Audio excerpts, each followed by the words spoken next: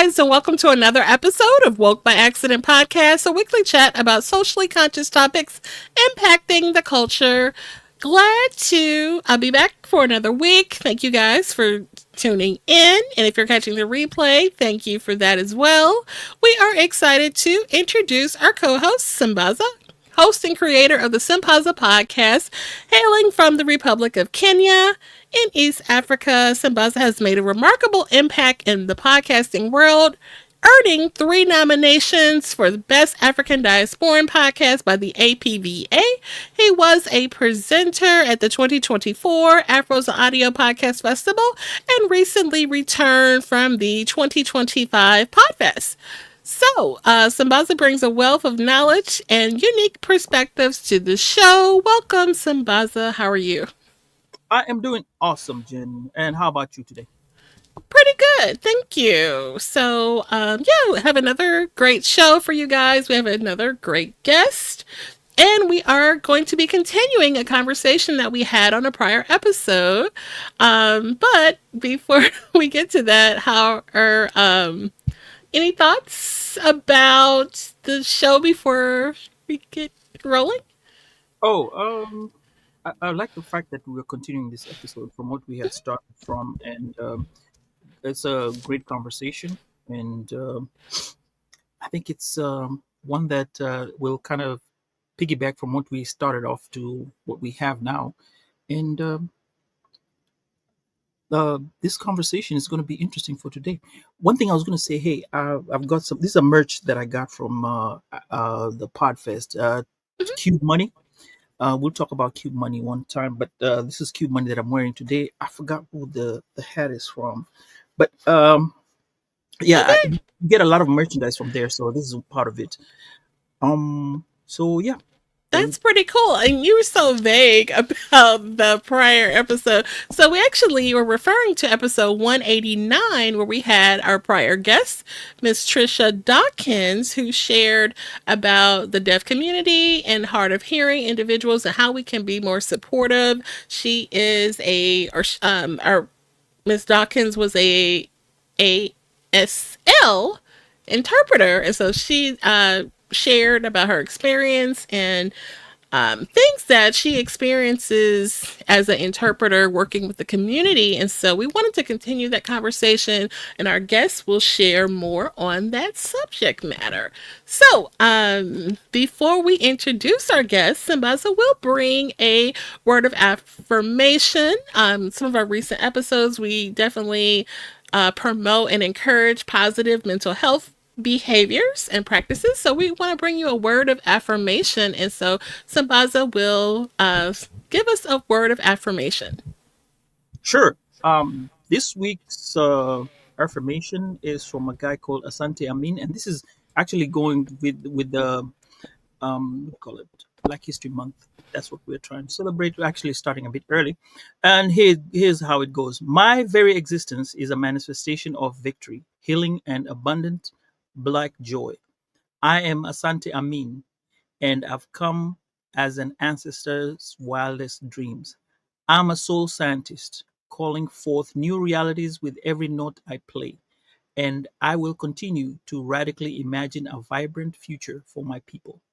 I am clear why I am here, and I am worthy of infinite love. Asante Amin. All right, awesome. Thank you for sharing that. And so we will go ahead and get ready to introduce our guests. So our next guest is a passionate advocate for the deaf community, and an empowered parent of a hard of hearing child. She has over 15 years of experience working in the telecommunications industry. She resides in Dallas, Texas. So we are glad to have Miss Sharon Walker. Hello, how are you? Hello, welcome. Absolutely. And so Miss Walker will join the conversation and share, and as we discuss how we can better support those who are deaf and hard of hearing, as we did in episode 189. But before we Okay. get started, Shambaza will share a African proverb. All right. Today's African proverb is going to be from Zimbabwe. Now, before we get in, I just want to throw in a few great facts about Zimbabwe. This is regarding Victoria Falls. Zimbabwe is home to Victoria Falls, considered one of the seven natural wonders of the world. Um, it's a landlocked country, entirely landlocked, which means it has no coastline. And there's great Zimbabwe ruins. That's the country named. The country is named after the ancient stone ruins of Great Zimbabwe, a UNESCO heritage site which showcases a powerful civilization that existed centuries ago. So, yeah, it was powerful. Now, Miss Sharon, welcome to the show. Our Thank you. proverb says, "Knowledge is a garden. If it isn't cultivated, you can't harvest it." Yes, I agree. Um, uh, so, what do you think about the proverb? How maybe give us an example? Well, for instance, you've got to feed, you've got to nurture your garden. So you got to feed your brain. You got to constantly look for information, take in that information, be open to the information that you receive. And the more you cultivate your garden, the better your fruits and vegetables or your vegetables will be. You know what I'm There you saying? go. So you'll be Hmm. your mind will be fed, you'll be fulfilled not only mentally but spiritually and even physically. And so you just got to keep on taking care of it. You can't let the weeds grow in and mess up what you're growing. You've got to constantly go in there and pull out the weeds. You've got to put the nutrients in it and everything. And it's just kind of like your body. Like if Hmm. you put organic stuff in there to for your garden, you're gonna have those nice, beautiful, pretty vegetables and everything like that. But then if you just let any chemicals in there, it's going to be all ugly and gray looking and stuff. And that's what our brain is. Our brain and our body is like that garden, and we need to constantly keep up with it. And whatever you have to do, working out, getting education, spiritual, mental, all of that, so you can keep on living and growing, and also giving it to other people. Amen. I like that. Hmm. I like that. Yeah, it's awesome. All right, now that gets you comfortable, and the Okay. next question is to talk about yourself. Just a little bit about share a little bit about yourself, who you are, and then you will ready you for the next question. Okay. Well, my name is Sharon Walker. I have two children, a daughter who's 27 and a son who's 24. My daughter is a school teacher and she's working on her master's degree, and my son, he chose to take the work path, and so he's working and everything, which is fine. Great kids. I've been working in telecommunications for over 25 years, but with the company I'm with, Oh. I've been there for 11 years. Born in California, Cali girl to the heart, but I lived in Kansas City most of my life, and then was moved down here to the Dallas Fort Worth area. And so I work, and now I just travel. And I also do volunteer work with Texas Department of Criminal Justice. And we're working on helping people not only with Texas inmates, but also inmates around the country, with helping them with their writing skills and, getting their voice out and trying to do something positive, to not go back when they get out, to get them on a positive track. So that's something that we're Awesome. working on, that I'm working on now. But for, since I had been in my 20s, I as a mother, and the topic of this podcast, my son was born deaf. Hmm. Okay. Um, from his father, it comes from his father's side of the family and everything. Hmm. And when my daughter was born, she wasn't deaf, and so when my son was deaf, that was like a totally different thing. I did not prepare myself for. So yeah, that's Mm-hmm. something that, yeah, I've been dealing with that too and everything. But now he's older, and so that's a whole different.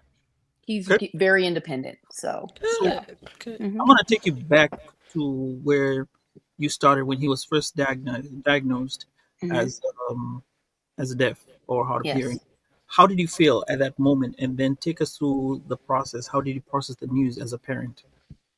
Um, Back when my son was born in 2000. Now they test babies when they're born for Mhm. to see if they're deaf, but at that time they didn't.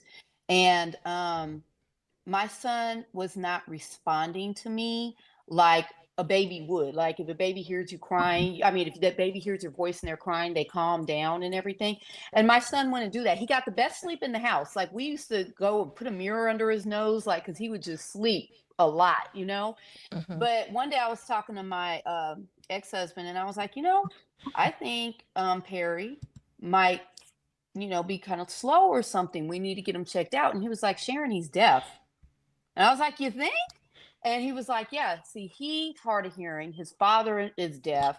And so it Mm. runs all through the family. But it didn't even click with me like everything else. But, went and got him tested. And that was like back then, that was a whole thing because I didn't want him to be put under, but to get accurate results is just a whole process. But so luckily they've made that easier now. But that's what made me go get him tested because he was not responding the way he was. Mhm. So Mhm.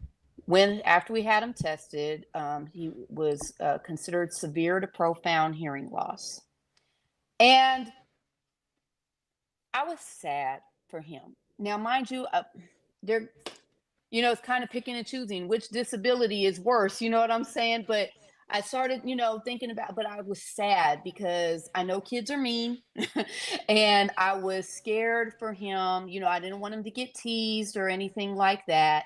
And I just didn't know because his family, my ex-husband's family, they were so immersed in their world that it was kind of weird trying to ask them, what do I need to do with him? I can't see. You have to understand, being deaf is part of an identity, Mhm. and they have made it very. It was very much their world. It was like second nature to them. So for me coming in and like, hey, I don't know what to do, and then like this one lady, because I guess back in the day they used to just send their kids off to a school. And where I lived at in Kansas City, Missouri, they had Missouri School for the Deaf that was a few Mhm. hours away from where I lived at. And this one friend of the family was like, "Oh, you better get ready to send them off to MSD." And I'm like, "Huh?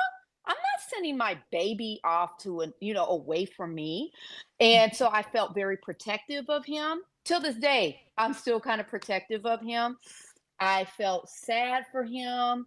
Um, I just worried a lot. So that was probably what I mostly felt. And I felt isolated because his the support system that I did have was not really much of a support system. My ex-husband, he just really was like, he'll live, he'll go to school, he'll be all right. And I'm like, no, what are we gonna do? We gotta do this, we gotta do that. I don't know sign language, all that kind of stuff. And so it was hard at first, what to do, what to think, Mhm. Mhm. but you just roll with it. You Oh, just okay. roll with it. Yeah, you just get into a routine. Yeah. So, Oh, interesting, interesting. mhm. And he was did he have the opportunity of using sign language before, or what was Um, his? yeah, well, his when he was about 5 months old, they started sending a special instruction person to come in and start trying to teach him sign language. And he was learning from his father's side of the family. And so, he would learn stuff like more and milk and, that kind of stuff. So, yeah. But then it started getting to a point as he started getting a little bit older, one and a half. He did not like his special instruction teacher. And he got to the point where he just would not respond to her. And so that's when she came to me and she started saying that she thought that my son might be autistic because he wasn't giving her, looking her straight in the eye of certain things and all that. And Mhm. I'm like, no, he's not autistic. But at that time, my ex husband and I were going through a separation. And I had found out that my employer paid for cochlear implant surgery for my son. And again, that was another controversy I went through with his father because, again, deaf culture, they were very against the cochlear implant. Mhm. He's deaf, quit acting like he's not deaf. He's deaf. He needs to embrace being deaf. Don't try to force him to hear. That was the things I kept getting told. Hmm. And but a lot of people, I went and got educated about the cochlear implant, and what I found out was that yes, he's deaf, and the cochlear implant takes away, if they have any bit of natural hearing, Hmm. it takes away any bit of that natural hearing. So they're going to put it in their worst ear, okay? Because it's going to take away any of that they want as much natural hearing. So if he has one ear that's better, we're not going to put it in that ear, because so we want him to still be able to get some natural hearing. But I we're going to put it see. in his worst ear. But when he's not wearing, because it's there's a piece that goes that's surgically implanted inside, and then there's a piece they wear outside, and that's where the noise Okay. comes from. And when he doesn't have it on, he's still deaf. So, Okay. he still learn sign language and everything, but the difference, like a lot of people, when they get a cochlear implant, especially in the hearing world, they may send their children to a school where they don't teach them sign language. They force them to have to listen, because you have to learn to listen. Okay. You have to know that that's a truck going by, that's the wind, that's a cricket. You know what I'm saying? You have to learn Right. that. And so people in all hearing world, they try to, they don't want to, they don't know sign language, and so the child's not being immersed in sign language, and so they kind of try to force them to hear. Whereas in my son's world, his father's family were deaf, and they wanted him to be immersed in the deaf culture. So my son's primary language is sign language. And then, Sharon, you mentioned the controversy surrounding that surgery, Mhm. and we talked about that on the prior episode with our ASL interpreter. You Mhm. elected to get it. Was it successful in your opinion? Yeah. Okay. Now it did take. It isn't like they just turn it on and surprise. You know what I'm Mm-hmm. saying? Because Mm-hmm. imagine you're living in a world of silence, and then you start hearing all these noises and stuff. It's kind of like, hold up, what is this? My son was 2 years old. He didn't take to hearing well. It's like Okay. when he started going to school, he always took it off if he was on a school bus, because again, the wind turbulence, the trucks driving by. If he was in the lunchroom or the gym, the echoing of the noise, he did not like that. So he would always take it Okay. off. And when he would go, because his grandmother babysat him after school and stuff, she didn't force him to wear it either, because again, she's deaf. And so we would go through controversies where he would lose, like, there was a couple times my son lost the outside processor. That thing is Mm-hmm. like $6,000. Oh, Okay. wow. Thank God I had wonderful telephone company insurance that would replace this stuff, because not everybody has that. Mm-hmm. Mm-hmm. And so you have to keep up with the equipment. You have to go to the audiologist, get it updated. And especially, mind you, this was back in 2000, 2002 when he got implanted. It's There's so much advancements now. Mm-hmm. But so my son hated it at first. But now Mm-hmm. with the advancements that they have, like now they have where you could Bluetooth music into the cochlear implant. You can Mm-hmm. have your TV. And so now that my son has the where he can listen to his music and stuff like that, he wears it more. But when he was Okay. younger, he hated that thing. He did not want to wear it.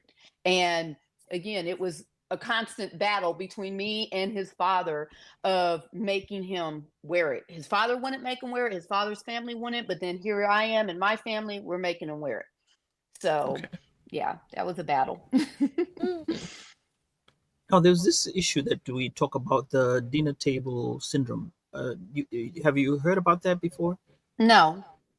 Um, Let me remember. Do you remember what it was? I think it's about. Yes. Wait. So, we discussed it, and I was gonna kind of table that because we Mhm. were talking about something else. But so when we had the interpreter on, she was saying that the children she worked with, a lot of them, their families don't sign. So it may not be, so much related to you all since you have people in the family that do sign and know how to Mhm. communicate. But I guess in these instances, it's where everyone else is speaking normally in front of the person who is hard of hearing or deaf, and they don't know what's going on. And Yep. so it's a dinner table syndrome, we were Yep. explained. It is. It's being polite. if a deaf person is around you and you know sign language, then you need to be signing to them what Mhm. everybody is talking about in a group setting, because they could just be sitting there and we're all just talking and they don't know anything, and it's rude. It's Exactly. as if you and I were talking and we're talking about Stephen, but we're not including him in the conversation. It's rude. And it's Mhm. the same Mhm. thing with with deaf people. And then another Mhm. thing that one of my biggest regrets, I'm going to tell you now, is I did not learn sign. I'm not proficient Proficient. in sign Mhm. language. Mhm. Okay. Um, I worked again for the phone company, had very crazy hours all the time, never know what your schedule is going to be. And I would sign up for sign language classes, and then something would happen with my work schedule where I had to drop the class or something. You know what I'm saying? And another thing, when I signed up for one class, we had this one teacher. She was wonderful. She said, I could tell you the first ones that are going to drop out of this class. And she said, that's parents of deaf children. She said, because you guys take for granted that you're going to learn sign language. And it's Mhm. true. I'll pick it Mhm. up, I'll learn it. Well, it's a thing where my daughter and her brother and sisters, they're young, they have their own sign language, you know? And so when we're having certain discussions, I'm like, what did your brother just say? And she just kind of laughed, and then she said, oh, he said this. And I'm sure he said something else, but you know how kids are, Mhm. right?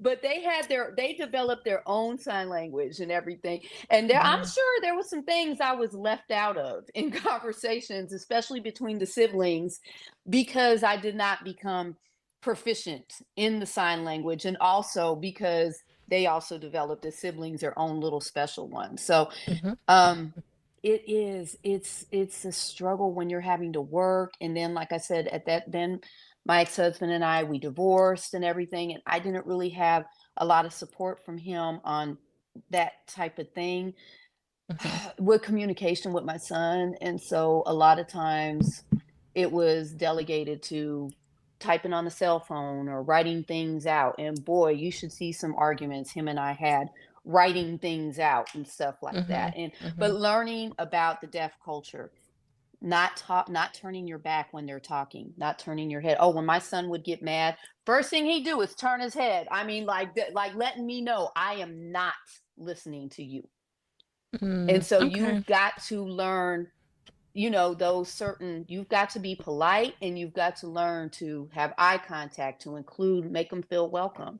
And this is the thing, we're a society now where it used to be, again, people ship their kids off to deaf school. Bye. Mhm. But Mhm. now they're being streaming them into regular society. And so we all need to get on board. And then also with, people now being diagnosed autistic, it's, something that's now being diagnosed, whereas back then they used to put autistic people away, and all that. Mhm. Now you see more Mhm. autistic people out here. A lot of people who have autism learn sign language too. Yes. So Yes. it's something that I encourage, and I need to do better, is learning, becoming proficient in sign language.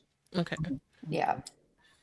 All right, we'll take a short break and go through the comments here. And I want to say welcome everyone who's joining in. Mhm. And we have Concrete Pastures. Well, that's the podcast, but she's called Cece. And she says, "Wow, $6,000. Yeah, that's a lot." Mhm. Yes. And she said this conversation today is so informative. And Thank we you. have a question here from Kadara Woman. That's Lola. Kadara Woman is a podcast. The host is called Lola, and she says, "What's something we should be mindful of when we meet deaf or hard of hearing people? What does Sharon wish we all knew?" If you meet somebody who's deaf, don't start talking louder. Mhm. Hi. Don't do that. Yeah. It's yeah, don't start doing that, or say, "Oh, I'm sorry." Because the thing about deaf people, they're very proud. Very proud. Mhm. No, don't, "Oh, I'm so sorry. Oh, I'm sorry you're deaf." No. They're just like you. They're not stupid. They're not dumb. Don't treat them like they're stupid. Don't treat them like they're dumb. Don't treat them like they don't exist. Mhm. They are just like you and I. It's just that they cannot hear. And so, be respectful, but also don't hesitate to ask questions. Most deaf people would welcome you to ask them questions instead of just, "Ooh, let me get away," And so Yeah, even if you yeah. just have to type something on your phone or write something down, always be polite, be aware of that, and just be polite and just treat deaf people like you would any other person Mhm. that has a disability. They are a person, they exist, they're here. Don't act like they don't, and don't act like they're stupid, because they're not. That's why I hate when people say, and it's an old school term, deaf and dumb. Deaf Mm, and dumb. mhm, We don't say that mhm. anymore because Right. they're not dumb by any means. So, yeah, if you approach somebody who's deaf, be just as welcoming to them as you would be to anybody else. Don't make a spectacle about it. If you need to Mhm. ask them something, find a way. If you got to type it up or write it down, do that, and just respect them as you would anybody else, as you should anybody else out on the street. Okay. Hmm. Oh, and I think we have the comment or response again. Lola says, "I'm glad I get to interact with them at my local grocery store. That's HEB in Houston. They have Hmm. them work at the cashiers as baggers. Hmm. Um, do we get do we get to sign? Oh, we get to sign. Thank you. Thank you. Line how Yeah. to say thank you. How do we say? Thank you. How do we say thank you? Thank you. Oh, okay. Yeah, thank you. You're welcome. Yeah. Okay. Sorry. Yeah. Another thing about this, the kids who are hard of hearing. Mhm. What would you tell a parent who is experiencing this issue? Well, I don't want to call it. Can maybe you can call? Can you call it an issue, or we can? I'm looking for the It's right not word. an issue, This just that condition. Condition. yeah. Okay. Mhm. Um, What would advocate, you advise them and tell them? Give advocate, them positive. advocate, advocate. Ask questions. Like I said, my son's audiologist was an excellent resource. Okay. Um, and then when he Uh, started going to school, oh, go ahead. Audiologist. Audiologist. What is Um, it about? the audiologist who does the hearing, who does their hearing tests and everything. Mhm. Um, the school teachers, and then a lot of times the states have programs like, in Missouri, it used to be the Bureau for Special Healthcare Needs. I don't know what they're called now, but the Mhm. audiologist gave me the information for the Bureau of Special Healthcare Needs. And then I contacted them, and then they got me resources for him to go to, for school and for things that were available, because they had things like, fire alarms for your house. You Mhm. need light up fire alarms, doorbells. Back in the day, the TTY machines, they would get that Yes. for you. And then when they start going to school, they have something down here in Texas, they call it a ARD, but up in Kansas City, they were IEP, and it was where they develop an individualized education plan.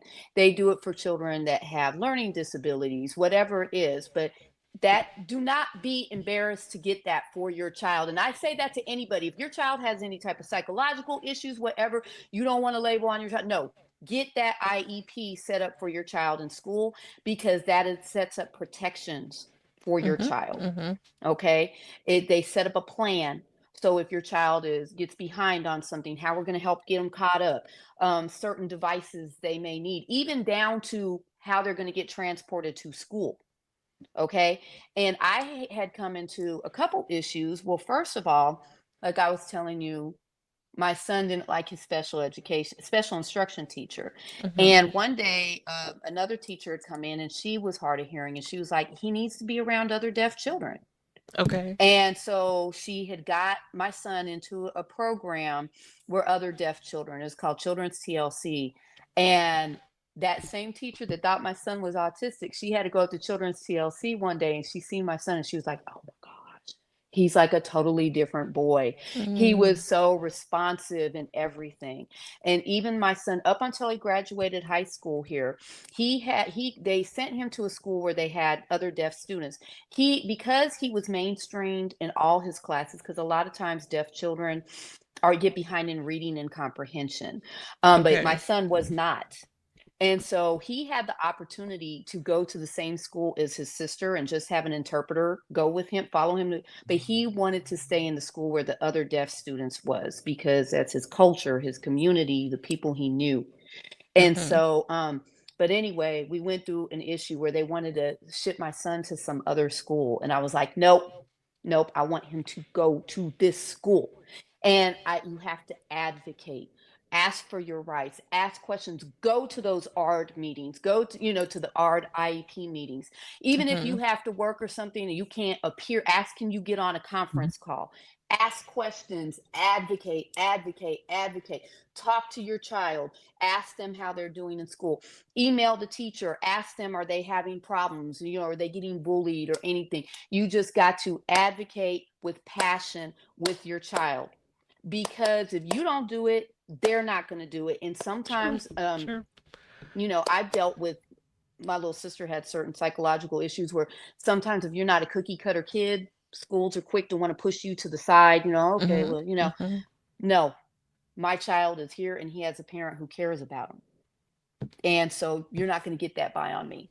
And that's So what that we have to do. brings about this other question that I had for you. We kind Hmm. of going round and round, not round and round, but you kind of answering everything on point. Okay. So I want to kind of go back about questions. Um, he he goes through school, and most kids go through the bullying and stuff like that. How was he able to cope through that? Especially middle school. Middle school is where it's really really tough. I notice most kids, and from conversations around that part, they are kind of get into the situations where they're trying to identify themselves, and other kids are trying to get their own identity, so they may pick on others just to show who's boss or who's the top dog and stuff like that. Yeah. How were you able to go through that and advise him? Well, my son, I'd ask him a lot, are you getting bullied? And he Hmm. would always tell me, no, he was cool. Hmm. um, Okay. I don't know. See, again, he went to a school where they immersed the deaf students with the regular students. And I think that, and excuse me, they were very protective of him. And I think even the other students were protective, like, because the culture was immersed, I didn't hear of a lot of bullying. As a matter of fact, when my son went to prom, he went to prom with two hearing girls on each arm. Okay, player, player. But he had like a lot of hearing friends Mhm. who, Mhm. and so and I had another friend who went to that same school several years before, and she was just talking about how pretty much all the students there, they knew the deaf students were there, and it was not a thing. You didn't hear about them being bullied or anything like that. So I mean, I'm sure I was more worried about my son, like as he got older, um being out here in this world, because my son's biracial, and Mhm. him being a brown boy out in this world and deaf. And to be honest, I was more scared about if my son was driving and ever got pulled over by a police officer than him being Okay. bullied. I mean, I'm gonna be honest about that. Okay. And so those were, but as far as like with school, I always would say, again, stay in contact with the teacher, talk to your child, talk to the interpreter, because that interpreter is with your child. They're walking down the hallways, they're in the classroom, they're Mhm. having, you know what I'm saying?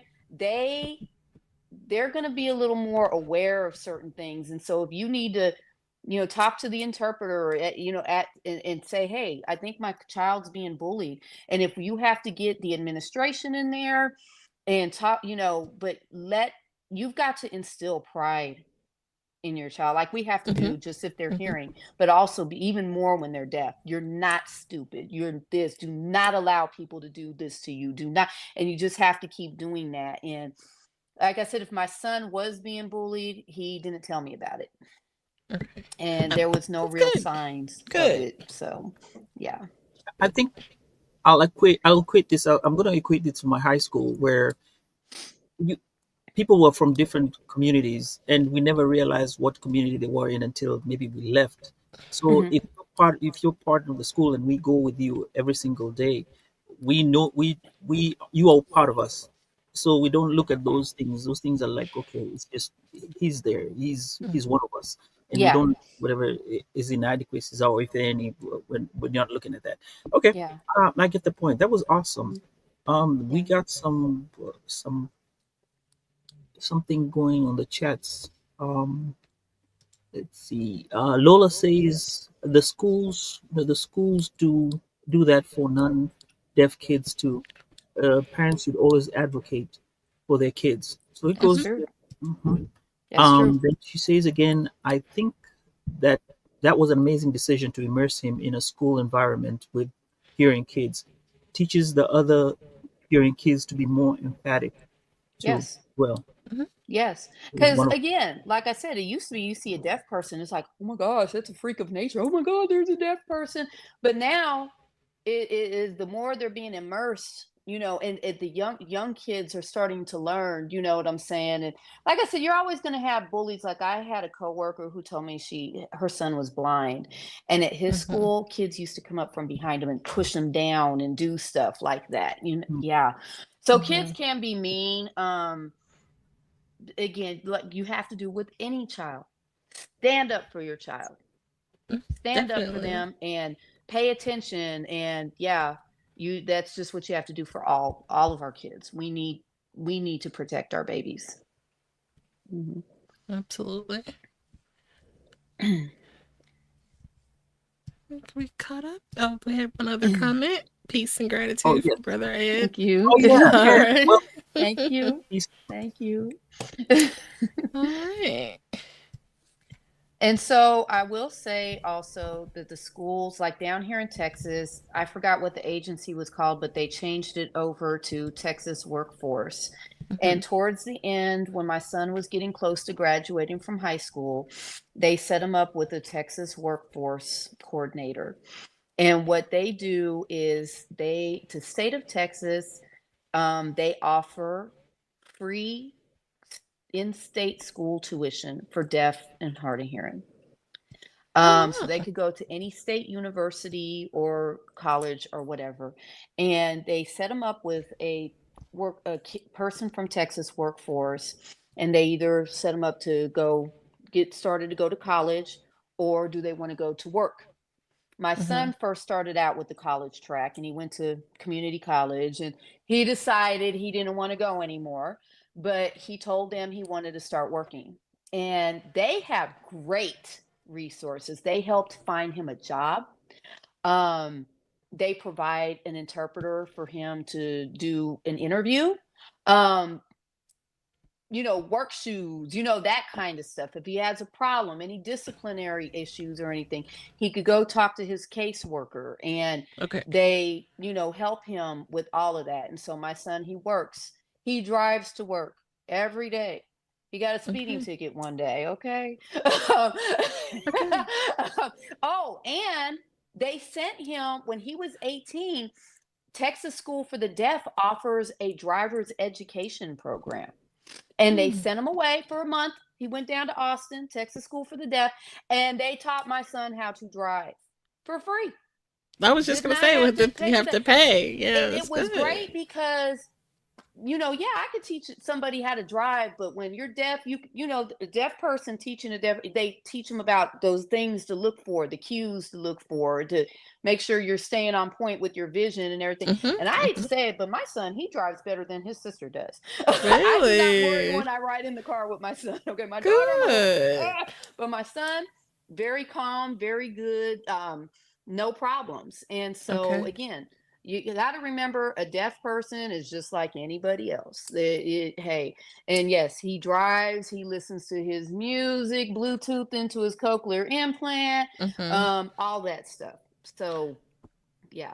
But they, again, the schools should be providing the resources that they need when they're going from elementary to middle school, from middle school to high school, on up to beyond.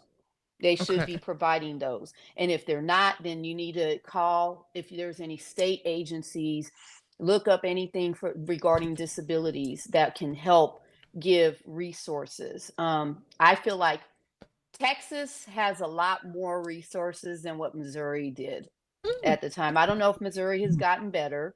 okay. Kansas, they had offered a lot of great resources. But Texas, I mean, Texas has its issues, but as far as when it comes to with deaf people, they've done really great with my son. I was happy with them. That's awesome. I know we were Hmm. just going to ask you about guidance that you would share. I mean, obviously, it's aside from advocating, but I think the resources like that you mentioned are key Hmm. for Yeah. someone's success and how they can thrive. I mean, those things, like you said, if you had to pay for it, it probably would have cost a pretty penny. But a lot of these things are offered for free. Yeah. You just have to reach out and inquire about it. So. Yeah. And like in Missouri, my son went to like summer camp. They had summer camp. They had a summer camp at Texas School for the Deaf, Mm-hmm. where like when he was like, I think it was 16, and they taught him like how to fill out a job application. They taught him how to ride a bus, a city bus, and all that. And when he went down to Austin, that's when I had like, okay, I need to have a conversation with my brown boy about, because I'm like, he's gonna be away from me for a month, and I'm like, anybody, he runs into anybody that may mess with them, because you hear Mm-hmm. stories of people using sign language, and then somebody thinking they're using gang signs and shoots them. I mean, you hear all these Mm-hmm. stories, and it makes you just want to protect your child even more. You know what I'm saying? Mm-hmm. And so that is the thing, is like that I do have trouble with, is learning to let go with my son, and that he is grown, and me and my one friend, we talk about, he's like, Sharon, are you ever gonna let him move out of the house? And I'm like, I'm fine with them being here, but I know eventually I'm gonna have to push my little bird out of the nest. But I just, I so want to protect him from the ugliness of this world. And my Mm-hmm. son always tells me, Mom, you don't have to worry about me. I'm good. But Mm-hmm. still, Mm-hmm. because people, I'm just scared of anybody trying to take advantage of him. And Right. Absolutely. Okay. so, yeah. I have Yep. a question. Hmm. You seem to have everything in check. Got everything here. Um, can you share with us two special moments, mommy moments that you had with your son that you go like, wow. Well, like I said, it was a conversation that my son was and I were having, and I was telling him that I was scared, and that's when he was like, "Mom, I got this." And it was one of those ones of trying to that was like a special moment, like a sweet oh moment, because he was letting me know, like, Mom, you got to let go. You know what I'm saying? And it was Mm-hmm. like, no, Mm-hmm. I'm not ready to let go. That was, but I can tell you a moment. I don't know if you would call it special, but eye opening. Okay. My son and Mhm. I had got kind of into an argument about something, and senior in high school, he's smelling himself. And I said something to him, and then I turned my back and was just like, whatever. And my son came around me, and he was like, don't turn your back on me. And I was like, huh? Mm-hmm. you like, oh, I know you did it, right? But he was very upset because he felt like I had disrespected him, and I had to remember that he is growing into a man, and again, Mm-hmm. that cult, that showing respect. And like I said, I just did like, man, whatever, turn my back. Hey, I told you to do this. And he was just like, you need to listen to me. I'm trying to tell you something here. And so, I mean, there were that was an eye-opening moment. Like, okay, Mm-hmm. I need to respect the boundaries. And sometimes what I do with one child, I can't do with the other child. But I Mm-hmm. mean, my son, like, he was just Perry's always been sweet. He would just always come up and I remember another time, like when he was in elementary school, because it seemed like the teachers always wanted to coddle him, and and it was funny because my son, he kept playing like he couldn't do things. And I don't know if this is just a male thing or what, but he kept like portraying like he didn't know how to do this, he didn't know how to do that. And they coddled him so much in school. And then they went and did an IQ test on him and he scored pretty high. And they were like, oh, Perry's been getting over on us. Mm. And so it was like, but they treated my son like a big baby up in there. Like he just, I had to constantly get on to the teachers like, hey, quit babying him, make him, Mm. do this Mm. and all that. But he was so sweet. He would always come up and hug people and had Mhm. this Mhm. wonderful smile, my little PJ. And so, I mean, it is hard to not. He's so darn cute. You just want to. I could tell you another moment. One time we were in a Foot Locker and there was this girl that was helping get his shoes on or whatever, and she was kind of playing with them, and everything, and I'm just sitting back and I'm just watching, and then she goes, what, you don't know how to talk to me? And I'm just sitting there and I said, actually he doesn't. He's deaf. And she was like, oh my god, and she started crying and I was like, I'm so sorry, I will never do that to you again. But that was another issue that I did have. I'd be in the store and if somebody would want to talk to my son, and like some people would get offended, like, oh, he Mm. doesn't know how to talk. No, he doesn't. He's deaf. And so, Mhm. and Mhm. my son, he would just like laugh at people. I'm like, what are you laughing at? And he's just like, look at how they're acting and stuff. And so, I mean, Okay. I don't know. It's you have your own little, you get your own little jokes inside and everything. And Yeah. Yeah. yeah, just like you would with anybody else, you just got to interact. Yeah, And you had told me that joke before, and I was yeah, and there's been times where like me and my son, we'll play fight, we'll play karate, kung fu fighting. We just get out there and just mess around and everything. But yeah, it's like I said, oh, it's like you would with any other child, Mhm. but it Okay. wasn't a miracle moment when his cochlear implant got turned on. It wasn't like how you see some videos of people, especially grown-ups, who may have Mhm. heard before and they lost their hearing and then they get the cochlear and they're like, and you see, no, it wasn't that. It was more of Mm. a Mhm. like, what the heck is this? It's a lot. So, mm, Okay. so I guess you yeah. did answer my question. I was thinking of how to ask you about uncertain things that would get you overwhelmed, but you kind of answered all those questions You from the fact did. about cute moments. Yeah. Son, I really appreciate that. And we Hmm. also have comments regarding that from Lola from the Kadar woman. She says, thank you, Jen and Sambaza, for highlighting this story. Sharon, thank you for humanizing being a parent to a deaf or hard of hearing child. She said she needed to hop off. And then Thank you. Okay. Miss Bird here says, we run into that with my great nephew who has autism. So he is also hard of hearing. No, he can hear, but But he he just speaks. he can speak I'll exactly. tell you a situation one time that happened because my son, he wrote, I remember they didn't want him going to this one school. And I was like, no, I want him to go to the school. And they were like, oh, well, if he'll be riding the bus with autistic children. And I was like, and what do you think they're gonna do? Tie him up at the top of the bus like he's Gizmo on the Gremlins or something? Like what? So anyway, one day, me and my son, we had went to go get something to eat. And this one little boy out the clear blue sees my son and he runs up and he hugs my son and he signs something to my son. And then the father comes up to me and he was like, my son knows your son. They go to school together. My son is autistic, and your son is his friend. He talks to your son. And so, Mhm. while other people may be kind of scared or intimidated to talk to autistic children, because my Mhm. son knew the sign language and he, and they were friends on the bus and everything, and people try to make it seem like that was going to be some scary thing. But that autistic child knew my son and came up and hugged him in the restaurant. And so, yeah, that was a cute moment. Oh, nice. Okay. Yeah. Hmm. Thank you for sharing that. Hmm. All right.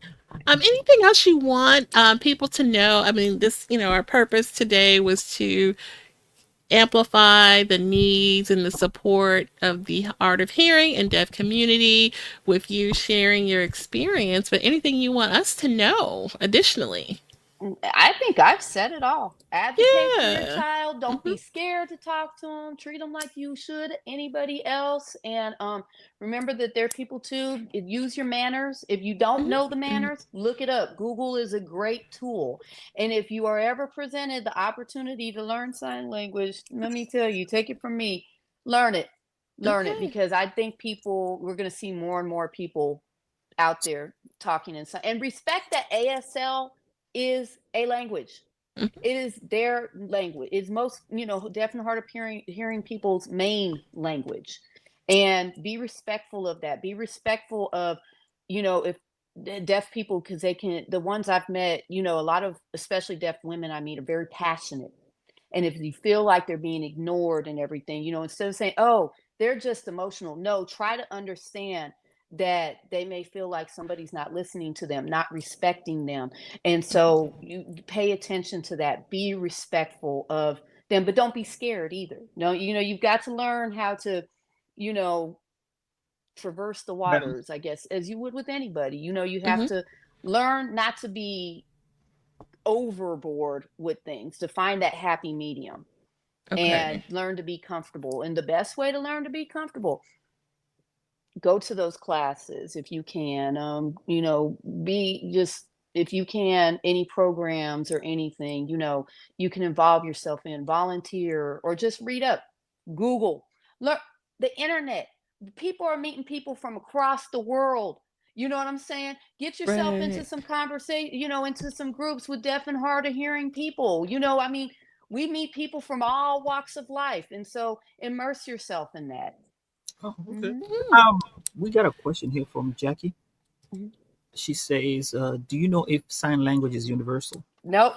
They got different languages. I mean, all over the place. They even Mm. have sign slang language. Mhm. So like how one person may sign pizza, like we always sign pizza this way. I don't know, but I've seen other people do it a different type of way, like with the Z or something like that. They have Mhm. sign slang language. They have sign language in different countries. It's just different. Mm. So yeah, Hmm, it's different everywhere. Wow. Hmm. cool, cool. Very So good. I've learned one thing today. Don't turn your back on somebody who is deaf or Don't, hard of hearing. I think don't. number one thing I've learned today, and I thank you for letting us know. Yeah, My other question is, if you had to do it again, what would you tell yourself on the day you had your son? is going to be okay. And learn that sign language. Mhm. Learn that sign language, because there are times, oh, texting and writing, or me spelling things out by alphabet, it could be exhausting. So learn that, and respect, again, the culture. Your child is deaf. And so get ready to immerse your child into that deaf world, and respect that, because they're going to look for it. They're gonna look Mhm. Mhm. to, because that's they're gonna children are gonna gravitate to what they're supposed to gravitate to. And if you're a deaf child, you're gonna want to be around other deaf children. Don't try to push the hearing world on them if they're not ready for. Try to, you know, even it out and everything. You respect their culture.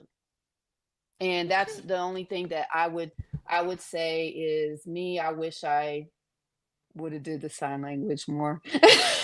Okay. That's like my biggest thing.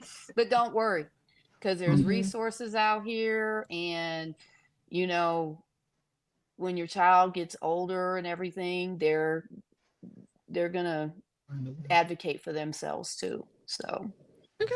Yeah, that's the you can biggest thing. even learn ASL on digital learning courses. So Hmm. there, that's Yeah. definitely people can be more competitive by learning ASL. So Yeah. Yeah. Yeah. But like I said, at first I was just more felt sad.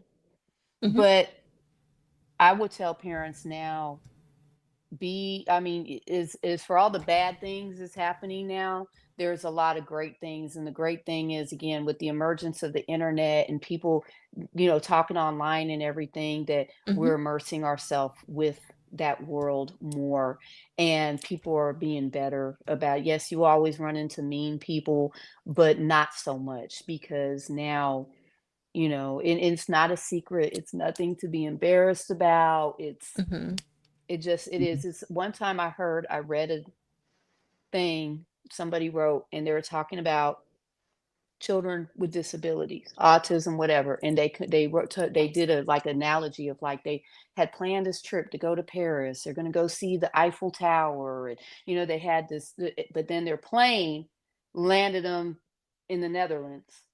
And they're like, hold up, I want to go see the Eiffel Tower. I want to go to Paris. I want to do all this. But they didn't think about the tulips and the food and the culture and everything.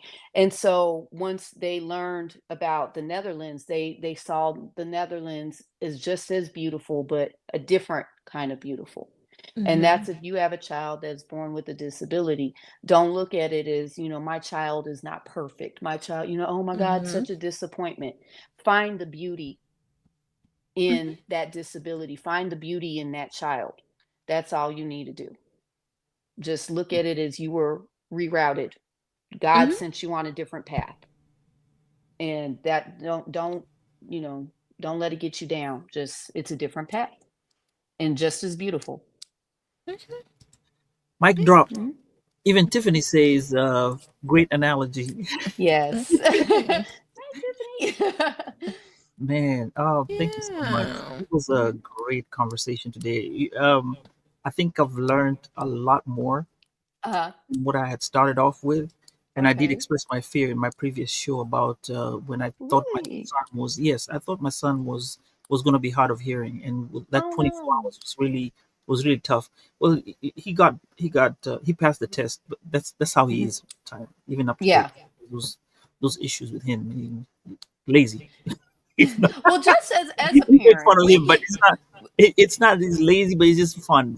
He takes his time to do things. He has his yeah, way. he has Yeah, his own way. Yeah. yeah. Mm-hmm. But that 24 hours before the first and the next test, my wife even told me, look, out of, and even you said it, I didn't have to tell you, you said it, out of all these things that somebody could get, yeah, that's just, and like, you got rerouted, God gave you that. And Yeah. I'd learned, now I was learning to accept it. And then he Mm-hmm. was told, okay, he got to hear, or, Yeah. and I thought probably he was playing around. But Mhm. thank you so much for your Oh, you're information and welcome. the Yes, You're resources and welcome. definitely. everything. You're I'm welcome. glad you could be able to jump in and hang out with us for this time. And we really appreciate all those who joined us today for Yes. talks and everything, and the comments. I mean, they were blowing up because, hey, you are a great guest. And Thank you. normally we have people who are out there in their social, the social media and stuff like that, but you are a private person, and we're gonna leave it at that. Well, Thank you since so much. working from home, I'm telling, and Uh-huh. it was good to. I will be honest, I was kind of like, oh my gosh, because I haven't talked about, because again, my son's older now, and he's Mm-hmm. kind of going off. I haven't talked about the journey that I've been through in a long time, and again, when working from home, I'm at home a lot and don't get to talk Mhm. a whole lot to people anymore, and so at first I was kind of like, oh my gosh, kind of nervous, but I'm glad that I was able to talk. And I hope that Uh, I could help somebody else, give them some insight and everything, and express, the passion, because it's a strong thing. And, when I see people treating somebody bad, especially again what we're going through right now, and like with politics and everything, if you're different, you might get treated badly, and I hate mm-hmm. that, and it makes me want to cry, and like I said, it's a push and pull. As we see some things going some ways, we see things going other ways, but as far as with deaf and hard of hearing people, I see more people are more understanding and more open about and learning about it and stuff. And so, that is a good thing. Don't be scared. You see a deaf person, don't be scared. Don't be intimidated. They're just like you, and they love for you to ask them questions. Even if you ask them questions that are like, I know one day somebody asked me, does your son read in Braille? And Like, I'm like, no, he doesn't read in Braille. And so, but you have to, instead of laughing, we're going mm, to educate. And right. that's, Mhm. what I'm saying? Right. And so, don't be scared to ask questions For because sure. you're not going to know unless you ask. So, That is so Right. mhm. true. Uh, Definitely. Thank you. And Oh, you're I also welcome. thank you for the work that you're doing, your nonprofit work. Hmm. Helping out is great. And I think with that, we can call it an evening. Okay. And Jen, take us home. Okay. All right. And we'll ask Miss Sharon to stick around for our proper goodbye. And we appreciate you again for joining Thank us. We you. hope that today's conversation has inspired or enlightened someone out there. We appreciate the ones that jumped in on the chat. We had a lot of engagement tonight. So that was Thank you. great to see. So if you found the episode meaningful, please consider sharing it with your friends, family. If you made it this far in the episode, be sure to like, subscribe, come back and see us. Our collective awareness and advocacy play a crucial role in creating positive change. We invite you to stay tuned for more engaging content. We have some great episodes planned coming up, so come back. And we look forward to continuing these awesome conversations in the future. So, for Woke by Accident, some buzzer collaboration, we thank everyone and uh, Bye. take care. Take care. Bye.